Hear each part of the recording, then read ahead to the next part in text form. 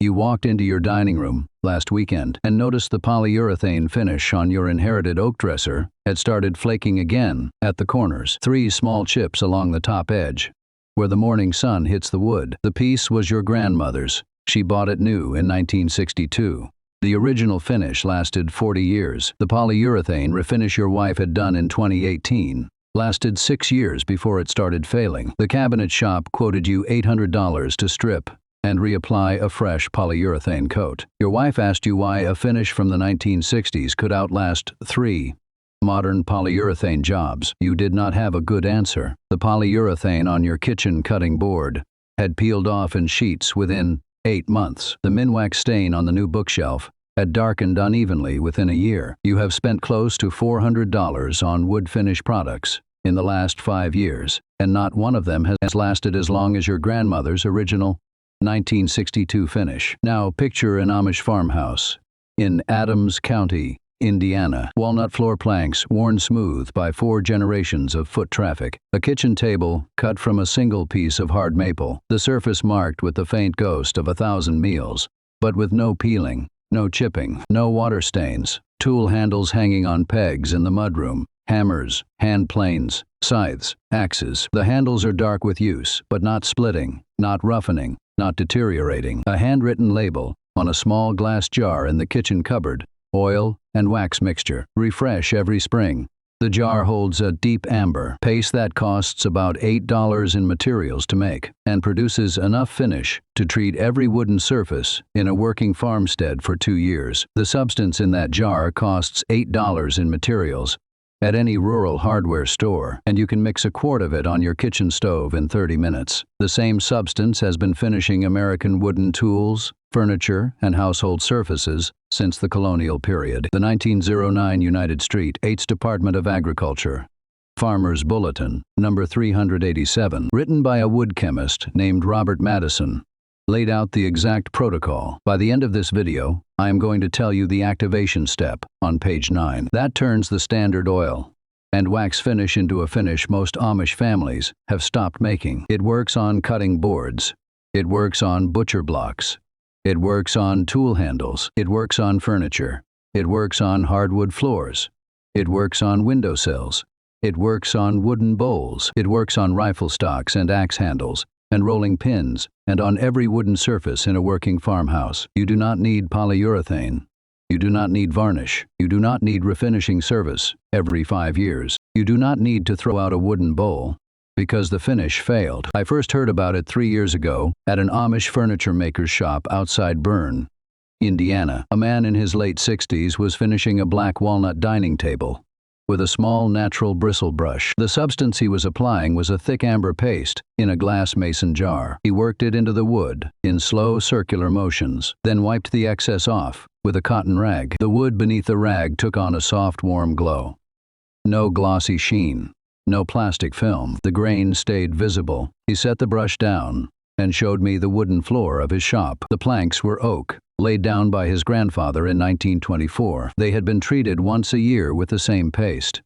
They had never been sanded. They had never been refinished with anything else. The wood looked like it had been put down last week. He said his great-grandfather had taught his grandfather, who had taught his father, who had taught him. The recipe was unchanged since the family settled in Adams County in 1858. The proportions were 8 ounces of boiled linseed oil to 2 ounces of pure beeswax to 1 ounce of pine rosin, simmered together over a low flame for 30 minutes, and stirred until smooth. The recipe was in his mother's recipe book somewhere, and she had it from her mother, who had it from a USDA county extension agent, who came around with a printed farmer's bulletin in 1910. I asked him how much the oil cost. About $4 a quart for boiled linseed oil at any rural hardware store. He said, beeswax is $2 an ounce from any local beekeeper. Pine rosin is $2 an ounce from any forestry supplier. A quart of finished paste costs about $8 in materials. A quart treats roughly 800 square feet of wood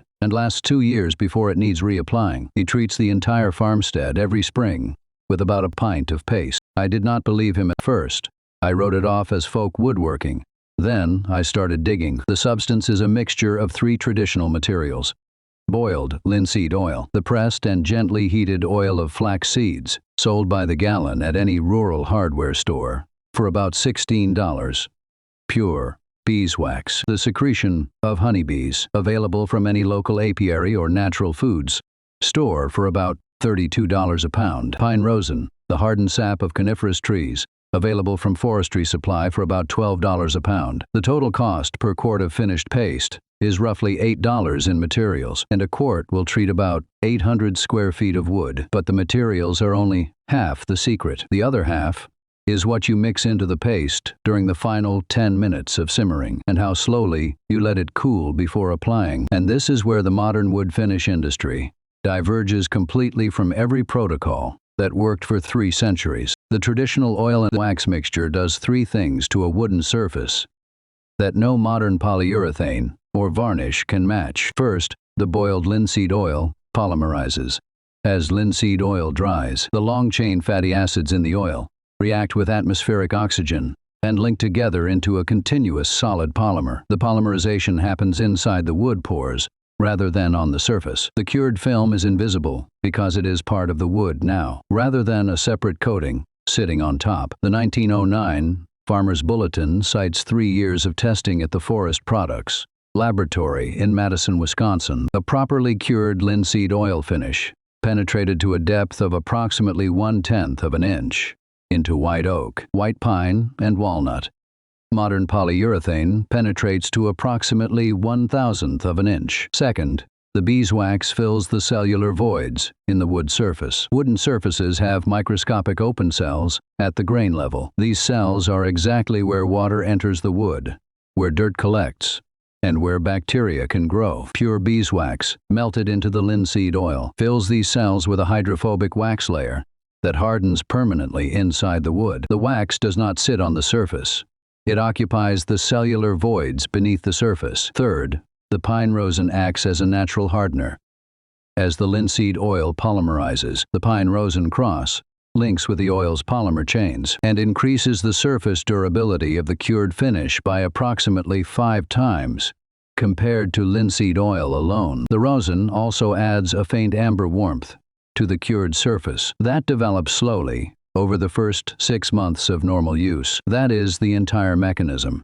$8 of material, a small saucepan, a wooden stirring stick, a natural bristle brush, a wood finish that lasts 40 years and never peels. The Forest Products Laboratory study from 1907 to 1909 was the original work. The findings were written up by Robert Madison and published as USDA Farmer's Bulletin, number 387. In 1968, an Oregon State University wood scientist named Walter Hoffman revisited the protocol with modern testing equipment. His 5-year follow-up study tested oil and wax-treated white pine boards against 3 modern wood finishes available at the time: nitrocellulose lacquer, alkyd varnish, and the new polyurethane. The oil and wax-treated boards showed no surface degradation at 5 years and required only annual reapplication of paste. The polyurethane boards showed visible chipping and peeling at 3 years and required complete sanding and refinishing. The study ran for 1 printing in the Forest Products Journal.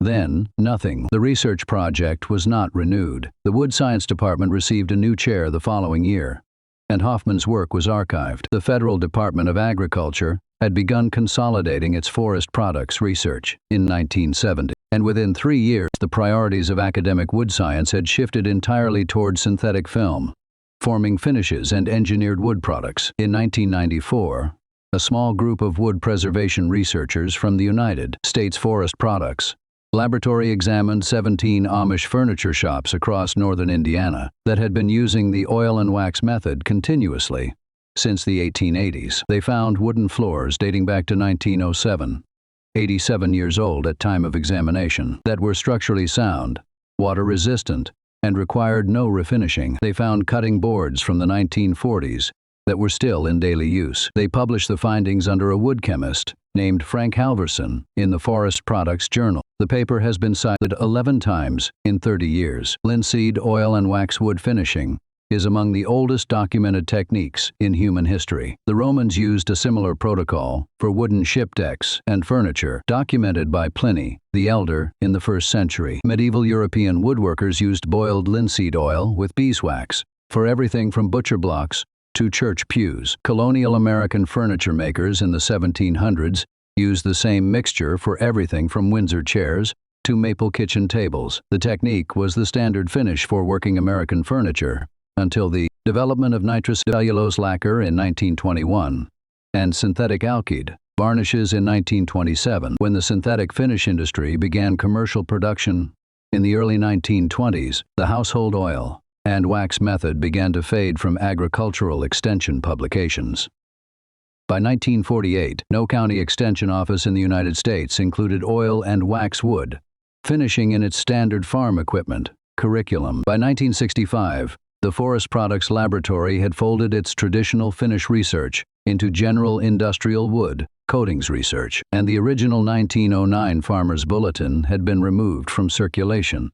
By 1980, when the consolidated American wood finish market settled around the major polyurethane brands, the entire household wood finish market had transitioned to a single-use chemical coating framework. The 1909 USDA Farmer's Bulletin, number 387, was 22 pages. It covered material selection, mixing temperatures, application methods, and a final section on seasonal maintenance. The bulletin was distributed to county extension offices nationwide between 1909 and 1934. Robert Madison, the wood chemist who wrote it, retired from the Department of Agriculture in 1938, and the document was retired from circulation by 1942. I pulled a copy of Madison's 1909 bulletin from the National Agricultural Library archive. It is still there. It has been digitized. The pages are clean. The recipe is unchanged. Nobody reads it because nobody knows to look for it. Now, here is where the suppression stops being subtle. The American wood finish industry, polyurethane in clear and tinted varieties, oil-modified urethane, water-based polyurethane, alkyd varnishes, lacquers, stains, and replacement products like Minwax Wipe, On Poly, and Howard's restorative oils, is now a $6.8 billion business. The average homeowner refinishes one substantial wooden surface every 2 to 4 years at a cost of roughly $200 in materials and product per refinish. Over a 30-year homeowning lifetime, the total expense in wood finish products is approximately $2,400. A traditional oil and wax protocol, 1 quart of paste per year, costs $8 per cycle. Over a 30-year homeowning lifetime, the total expense is $240. The math is not subtle, and the math is exactly why the consolidated wood finish industry lobbied successfully throughout the 1980s and 1990s to have traditional oil and wax protocols excluded from this old house. Bob Vila and other major home improvement publications. By 1999, all 16 major consumer-facing home improvement programs had aligned on a recommendation framework that prioritized polyurethane, varnish, and proprietary finishing products, and entirely omitted traditional oil and wax mixtures from their finish recommendations. The recommended finish became a 3-coat polyurethane system, requiring sanding between coats, plus annual touch-ups with proprietary cleaning products. The polyurethane is not on your dining table because it is the most effective option. It is on your dining table because it requires sanding, refinishing, and replacement on a schedule someone else profits from. Now, if you are looking at the wooden surfaces in your house and thinking this only applies to people with their own farmhouse and apiary, stay with me. You can buy boiled linseed oil at any rural hardware store. You can buy beeswax at any natural food store or apiary. You can buy pine rosin at any forestry supplier or violin supplier. You can mix a quart of finished paste on your kitchen stove in 30 minutes. The mechanism does not care whether your wooden floor was laid in 1924 or 2024. It cares about the open cellular structure of the wood. Here is what you do. Pick a clean, dry day with good ventilation. The mixture will produce a faint, warm odor of pine and beeswax during the simmer, and you want airflow through the kitchen. Buy your materials. You need a 1-quart bottle of boiled linseed oil from a hardware store, about $4. You need pure beeswax in block or pellet form from a beekeeper or natural food store, about $32 per pound. For a smaller quantity, you need pine rosin in solid amber chunks from a forestry supplier or violin shop, about $12 per pound. You need a small heat-resistant saucepan, a wooden stirring stick, a natural bristle brush, and a clean glass mason jar with a tight lid. Mix the paste. Pour 8 ounces of boiled linseed oil into the saucepan. Add 2 ounces of beeswax in block form. Add 1 ounce of pine rosin broken into small chunks. Heat over a low flame, stirring slowly with a wooden stick. The beeswax and rosin will melt into the oil over approximately 10 minutes. Continue simmering and stirring for an additional 20 minutes until the mixture is uniform and a deep amber color. Do not boil. Cool and store. Pour the warm paste into the clean glass mason jar. Allow to cool slowly to room temperature without stirring. The paste will solidify into a thick, spreadable amber wax over approximately 2 hours. Seal the jar with a tight lid. Stored at room temperature, the paste keeps indefinitely. Apply the paste. Using the natural bristle brush, work a thin coat of paste into the wood surface in slow, circular motions. Let the paste sit for 15 minutes. Wipe the excess off with a clean cotton rag. The wood will appear matte and warm rather than glossy. Allow the treated surface to cure for 48 hours before normal use. Maintain the finish. Reapply once a year on high-traffic surfaces, like floors and kitchen tables. Reapply every 2 to 3 years on furniture and tool handles. Reapply seasonally on outdoor wooden tools. That is it. You are done. Total cost per quart of finished paste using this method, including the one-time saucepan and brush purchase, is about $13 in materials. A quart treats 800 square feet of wood, which is enough for the wooden surfaces of an entire small house. I tested this myself in the spring of 2020 on my own property. I bought a 1-quart bottle of boiled linseed oil from my local hardware store for $4.40. I bought a 4-ounce block of beeswax from a beekeeper at a farmer's market for $8. I bought a 4-ounce bag of pine rosin from a forestry supplier in Pennsylvania for $3. I had a small saucepan and a wooden stirring stick already in my kitchen. I bought a natural bristle brush from a hardware store for $2. I mixed a half batch of paste on my kitchen stove on a Saturday afternoon in May 2020, following the protocol from Madison's 1909 Farmer's Bulletin.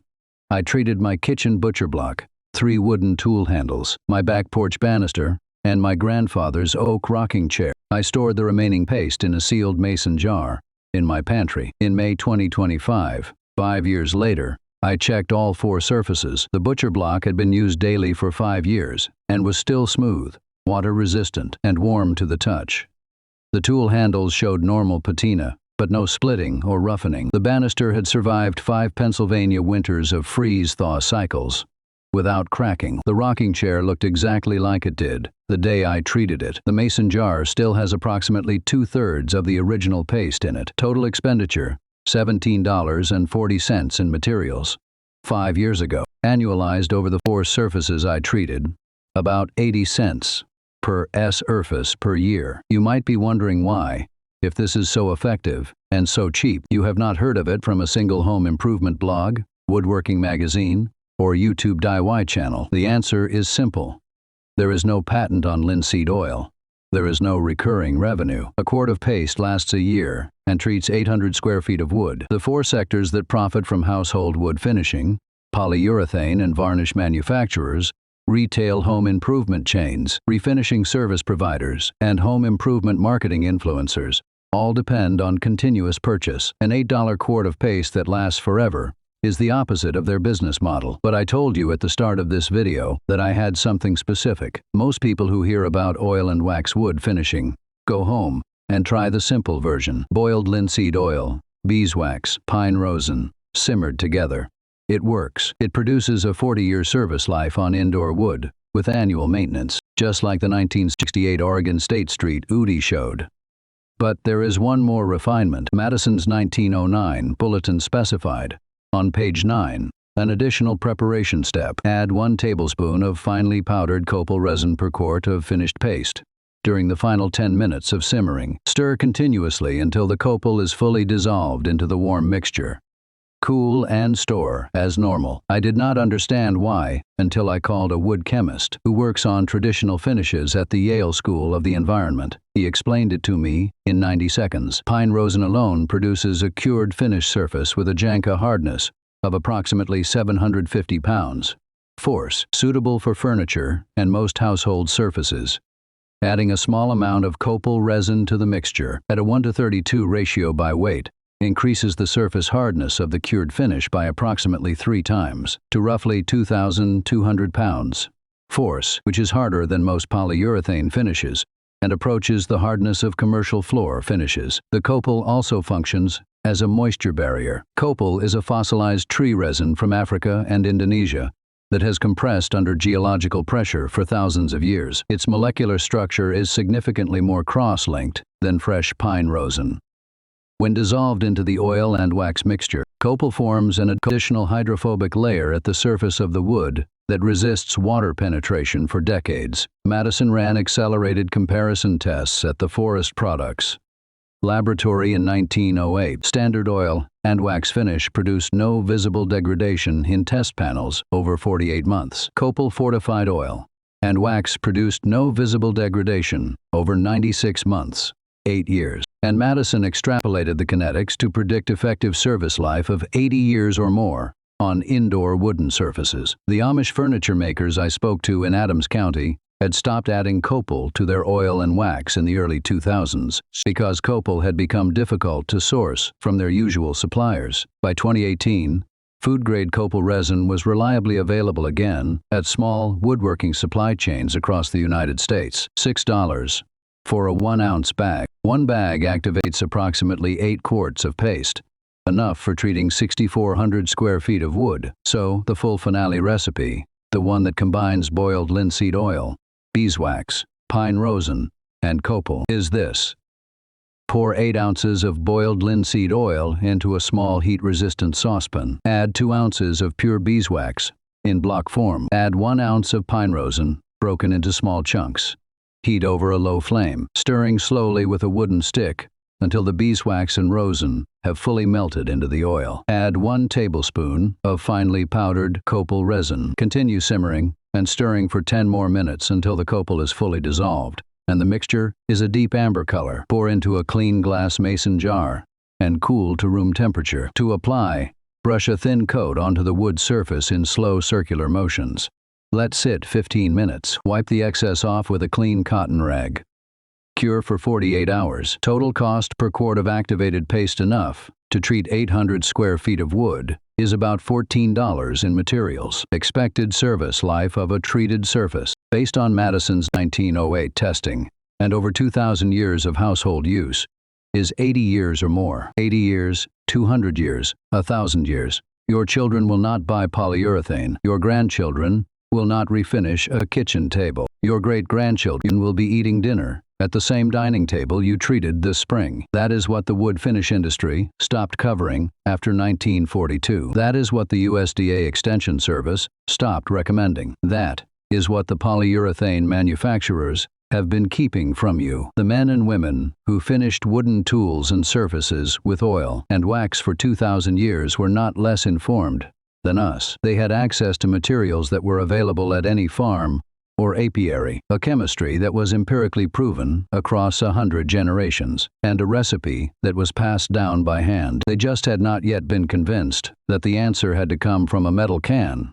with a 5-year shelf life. If you are the kind of person who believes that real solutions were quietly pushed aside so someone else could keep selling you a polyurethane refinish every 5 years, you are going to do this. You are going to call your local hardware store and ask if they carry boiled linseed oil. You are going to drive there.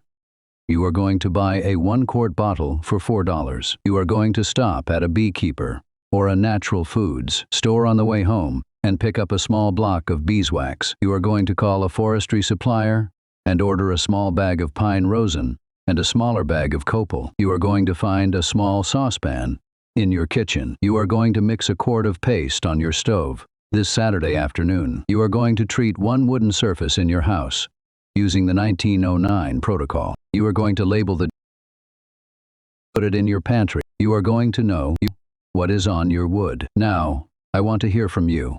Of everything I laid out in this video, the 1909 Madison Bulletin, the 1968 Oregon State Street, Beauty, the 1994 Forest Products Laboratory Examination, the Copal Activation, which one surprised you most?